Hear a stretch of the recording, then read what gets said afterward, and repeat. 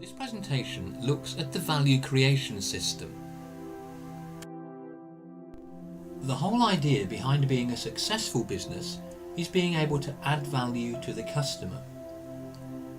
Michael Porter suggests that competitive advantage arises out of the way an organisation manages and performs the activities. Thinking about the organisation as a value creation system offers a model of activities that can be used to see where you can improve and add more value to the customer and make a profit. It also enables the organisation to consider whether it undertakes the activities itself or whether they add more value by outsourcing to a specialist company. For example, your competitive advantage may be in production, and the delivery to the customer is more efficient if outsourced to a specialist delivery company. Let's look at a diagram that represents a value creation system. The inputs and resource acquisition involves the activities of receiving, handling and storing of inputs required to undertake the operations of the organisation. The operations involves the activities of converting inputs into outputs, such as manufacturing a motor vehicle. The operations in the service sector are represented by the activities involved in providing the service. For example, in the provision of the meal in a restaurant, or the provision of a haircut, or an accountancy firm carrying out an audit, or perhaps providing consultancy advice. The delivery to the customer mechanism involves storing the product prior to purchase, if appropriate, and its distribution to customers. This is essentially getting the product or service to the customer. Therefore, in the case of a venue, such as a theatre, nightclub, or perhaps university, the location is a key element of the delivery mechanism. In the case of an entertainment venue, a key factor in its success is whether the customer can get to and from the venue easily, and therefore transportation links are an important consideration in the delivery mechanism. Marketing and sales involves informing the customers about the product or service, persuading them to buy it, and facilitating their ability to do so. This will include decisions concerning the marketing strategy adopted and the means of selling, such as whether to utilise a physical sales force or just use online systems. In cases where products are manufactured to customer order, marketing and sales impacts on the acquisition of resources just as much as the final product. This therefore spans the activities of inputs from suppliers, operations and delivery. Indeed, in a customer-focused business, the marketing and sales activity determines the level of production required. The after-sales service includes activities such as installing products, repairing, upgrading and so forth, including customer care programs. Basically anything that is provided after the customer has received the product or enjoyed the service. In marketing terms, this is sometimes referred to as augmenting the product, and therefore there is often a fine line between the product produced from operations and the after-sales service.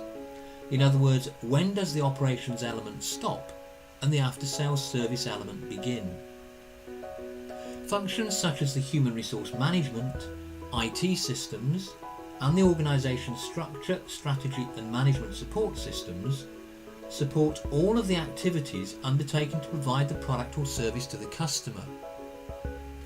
The way an organisation chooses to configure its activities can provide the means for competitive advantage.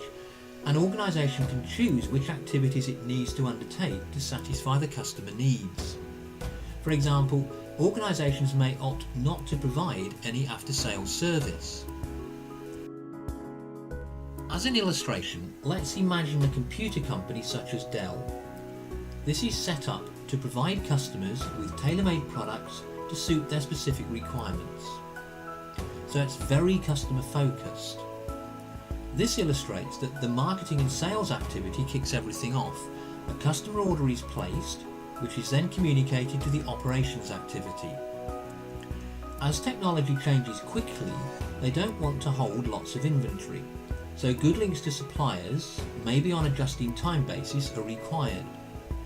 Once built, the delivery is handled by a specialist logistics company. but once the customer is in possession of the product, they provide a very good customer support system. This whole system is supported by highly trained and knowledgeable staff. They work closely with suppliers and customers on identifying new technologies that are coming through and which will eventually be demanded by customers.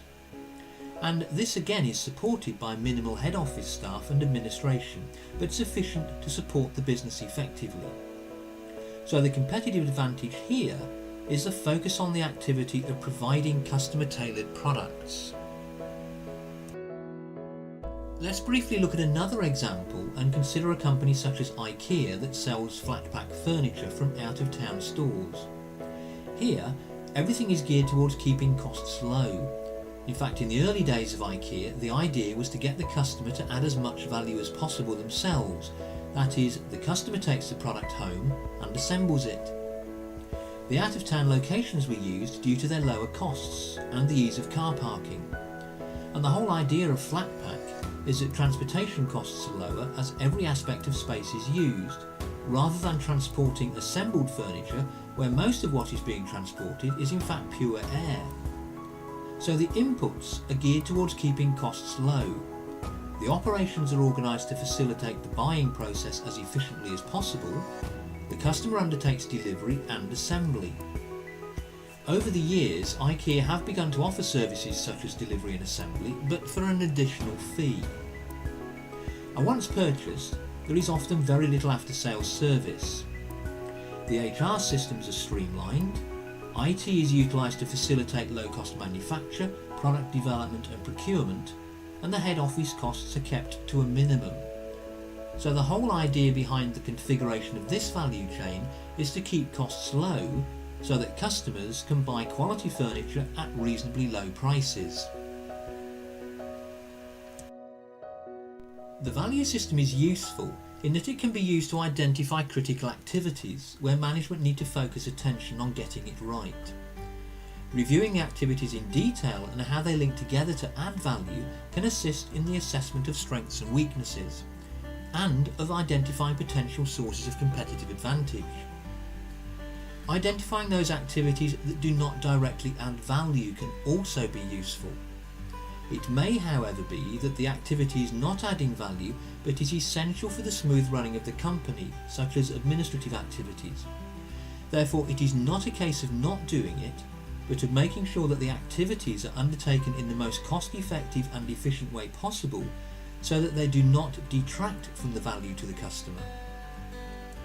Reviewing the activities, and particularly after-sales service, can generate areas where the product could be augmented to provide a competitive advantage. And as mentioned earlier, it can also aid the decision as to whether to outsource to a specialist company. This video is provided as part of a series of short videos that explain specific aspects of the strategic management framework and cover some of the strategy models that can be used in the analysis, formulation, implementation and review and control of strategy and the role of the management accountant. This presentation is provided as part of the support materials for the book Management Accounting in Support of Strategy by me, Graham S. Pitcher, and published by Business Expert Press.